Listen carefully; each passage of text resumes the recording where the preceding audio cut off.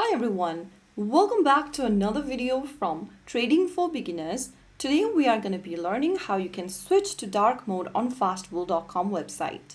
So the process is quite easy, so let's jump in. First of all, launch open a web browser and type in fastbull.com in it and search.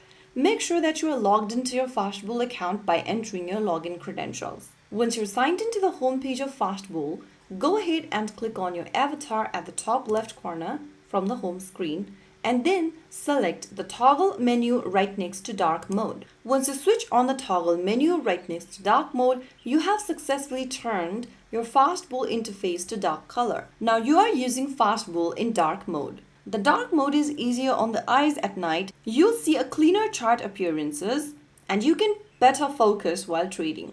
So that's how you easily change dark mode on the Fastbull account. You can switch back to the light mode whenever you want by toggling off the button right next to dark mode. So there you have it. If you found the video helpful, don't forget to like, share and subscribe to our channel. I will see you again in the next video. Stay tuned and thanks for watching.